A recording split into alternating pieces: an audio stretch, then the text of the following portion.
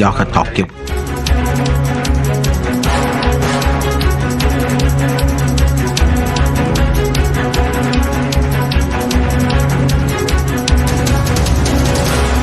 கன்னியாகுமரி, திருநெல்வேலி, தென்காசி, தூத்துக்குடி உள்ளிட்ட மாவட்டங்களில் மார்ச் 11ஆம் தேதி கனமழைக்கு வாய்ப்பு இருப்பதாக வானிலை ஆய்வு மையம் தெரிவித்திருக்கிறது.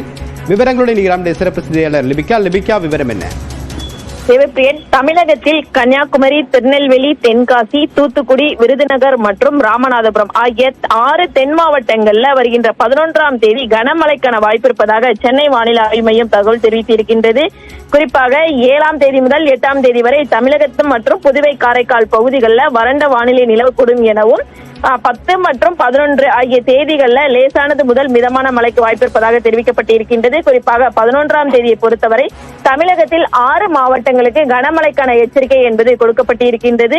தற்போது கோடைக்காலம் தொடங்க இன்னும் சில நாட்களே இருக்கக்கூடிய நிலையில் கோடை மழையானது தற்போது தொடங்கி இருக்கின்றது. அதன் காரணமாக வருகின்ற 11ஆம் தேதி தமிழகத்தில் ஓரிரு மாவட்டங்களில் கனமழைக்கான வாய்ப்பு இருப்பதாகவும் 12ஆம் தேதி தமிழகத்தை பொறுத்தவரை மிதமானது முதல் லேசானது முதல் மிதமான மழைக்கு வாய்ப்பு இருப்பதாகவும் சென்னை வானிலை ஆய்வு மையம் தகவல் தெரிவித்திருக்கின்றது. தேவப்பிரியன், நன்றி லிபிகா.